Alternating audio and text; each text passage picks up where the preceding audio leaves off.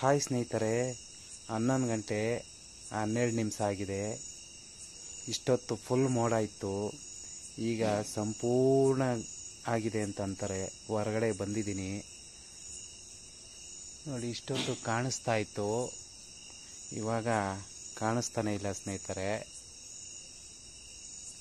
ಈಗ ಮೋಡ ಕ್ಲಿಯರ್ ಆಗಿತ್ತು. ಈ ವಿಡಿಯೋ ಮಾಡೋ ಅಷ್ಟರಲ್ಲಿ ಮೋಡ ಬಂದ್ಬಿಡ್ತು ಸ್ನೇಹಿತರೆ. ತೋರಿಸ್ತೀನಿ ನೋಡಿ.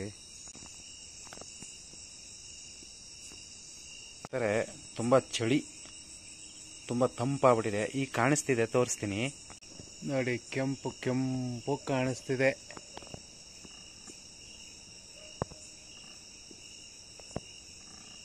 ಕಾಣಿಸ್ತಿದ್ಯಾ? ಇದೇ ನೋಡಿ, ಕೆಂಪುಗೆ ಕಾಣಿಸ್ತಿದೆ. ಇದು ಯಾವುದಪ್ಪ? ರಕ್ತಚಂದ್ರಗ್ರಹಣ ಅಂತಿದೆ. ಕಾಣಿಸ್ತಾ ಇದೆ. ಇಲ್ಲಿ ಮಧ್ಯದಲ್ಲಿ ಏನೋ ಕಪ್ಪು ಚುಕ್ಕೆ ತರ ಕಪ್ಪುಗಿದೆ ಚಂದ್ರನ ಸುತ್ತ.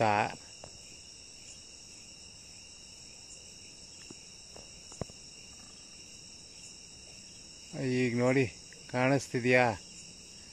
ಸಂಪೂರ್ಣವಾಗಿ ಕೆಂಪು ಬಣ್ಣದಲ್ಲಿ ಕಾಣಿಸ್ತಾ ಇದೆ ಸ್ನೇಹಿತರೆ. ಕಾಣಿಸ್ತಿಲ್ಲ ಅಂತ ತುಂಬ ಬೇಜಾರಾಗ್ತಿತ್ತು. ಒಳ್ಳೆ ರಿಂಗ್ ಥರ ಕಾಣಿಸ್ತಾ ಇದೆ. ಈಗ ಖುಷಿ ಆಯಿತು ಸ್ನೇಹಿತರೆ. ಸಮಯ ಈಗ 11 ಗಂಟೆ 16 ನಿಮಿಷ ಆಗಿದೆ ಸ್ನೇಹಿತರೆ. ಅದ್ಭುತವಾದ ಗ್ರಹಣ ನೋಡ್ತಾ ಇದ್ದೀವಿ. ಈ ವರ್ಷದ ಕೊನೆ ಗ್ರಹಣ ಅಂತ ಅಂತಾರೆ. ಆದರೆ ಸ್ನೇಹಿತರೆ, ಮೂಢನಂಬಿಕೆ ಅಂತ ಎಲ್ಲರೂ ಪ್ರಚೋದನೆ ಕೊಡ್ತಾವ್ರೆ. ಮೂಢನಂಬಿಕೆಯ ಪ್ರಯೋಜನಗಳಿವೆ ಅಂತ ನಾನು ಆಗಲೇ ವಿಡಿಯೋದಲ್ಲಿ ಹೇಳಿದ್ದೀನಿ. ಅವುಗಳು ಬೆಳೆಸ್ಕೊಬರ್ಬೇಕು. ಭಯ ಭಕ್ತಿ ಇದ್ದಷ್ಟು ಬದುಕು ಚೆನ್ನಾಗಿರುತ್ತೆ. ತಂತ್ರಜ್ಞಾನಕ್ಕೆ ಮುಂದಾದಷ್ಟು ಅವುಗಳೇ ನಮ್ಮನ್ನು ಕೊಂದುಬಿಡ್ತವೆ ಮುಂದಕ್ಕೊಂದಿನ. ಬೇಗ ಬೆಳಿಬಾರ್ದು, ಅತಿ ವೇಗ ಅತಿಥಿ ಬೇಗ ಅಂತ ಅಂತಾರೆ.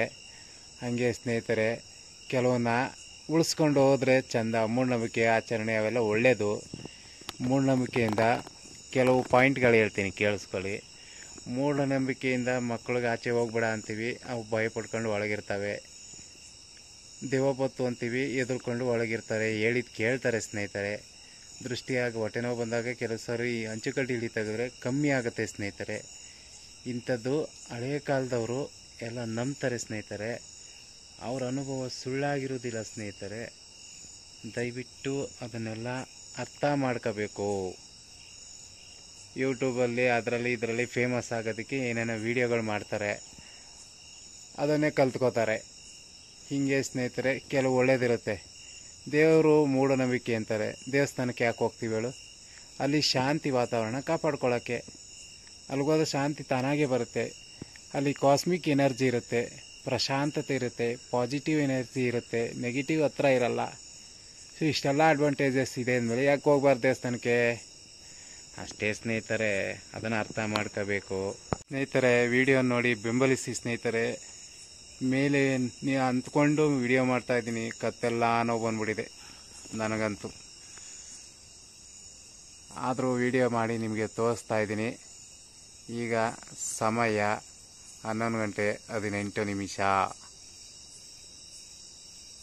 ಇನ್ನೂ ರಿಂಗ್ ಆಕಾರದಲ್ಲಿದೆ. ಇದು ಯಾವ ರೀತಿ ನಡೀತಾ ಇದೆ ಗೋಚಾರ ಅಂತ ತಿಳ್ಕೊಳ್ಳಿ. ಅದ್ಭುತವಾಗಿದೆ ಅಲ್ವಾ ಸ್ನೇಹಿತರೆ? ಈ ವರ್ಷದ ಕೊನೆ ಗ್ರಹಣ ಫಸ್ಟ್ ಟೈಮ್ ನಾನು ವಿಡಿಯೋ ಮಾಡಿ ತೋರಿಸ್ತಾ ಇದ್ದೀನಿ. ಹಾಗೆ ವಿಡಿಯೋ ಮಾಡ್ತಾ ನಾನು ಆನಂದಿಸ್ತಾ ಇದ್ದೀನಿ. ಎಲ್ಲ ಮೂಢನಂಬಿಕೆ ಅಂತ ಭಯ ಪಟ್ಕೊಂಡು ಎಲ್ಲ ಒಳಗೆ ಸೇರ್ಕೊಬಿಟ್ಟವ್ರೆ. ಮೂಢನಂಬಿಕೆ ಇರಬೇಕು, ನಾನೇ ಹೇಳ್ತಾ ಇದ್ದೀನಿ. ಆದರೆ ಅತಿ ಆಗಬಾರ್ದು. ಮೂಢನಂಬಿಕೆ ಕೊಲೆ ಮಾಡುವಂಗಿರಬಾರ್ದು, ಅದು ಒಬ್ಬರ ರಕ್ಷಣೆ ಮಾಡುವಂಗಿರಬೇಕು ಸ್ನೇಹಿತರೆ. ಇದು ನನ್ನ ಅನಿಸಿಕೆ. ನಿಮ್ಮ ಅನಿಸಿಕೆ ಏನಿದೆಯೋ ಕಮೆಂಟ್ ಮಾಡಿ ಸ್ನೇಹಿತರೆ. ನೋಡ್ತಾ ಇದ್ದೀರಾ ಹೇಗಿದೆ ಅಂತ? ನೋಡ್ತಾ ಇದ್ದೀರಲ್ಲ. ಇಲ್ಲಿ ನಾನು ಒಬ್ಬನೇ ಇರೋದು ಸ್ನೇಹಿತರೆ. ನಮ್ಮ ಏರಿಯಾದ ಯಾರೂ ಇಲ್ಲ. ಪೊಲೀಸ್ ವೆಹಿಕಲ್ ಓಡಾಡ್ತಾಯಿದೆ ವಾಯ್ ವಾಯ್ ವಾಯ್ ಅಂದ್ಕೊಂಡು.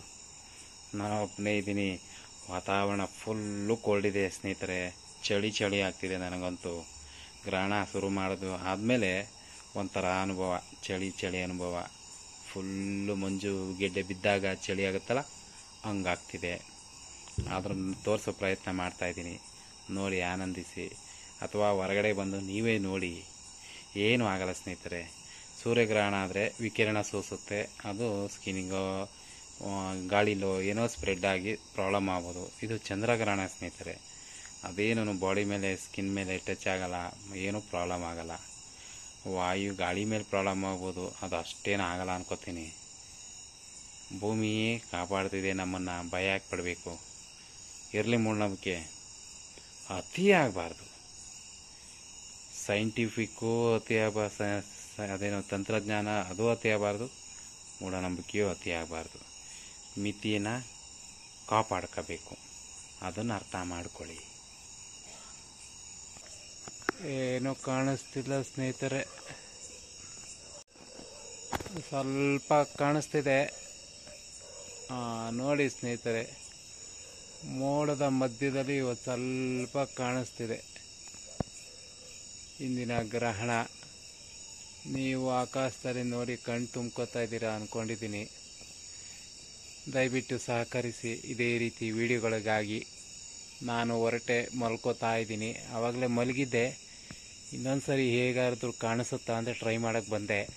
ಸೊ ಕಾಣಿಸ್ತು, ಸಂತೋಷ ಕೂಡ ಆಯಿತು. ಶುಭರಾತ್ರಿ ಸ್ನೇಹಿತರೆ.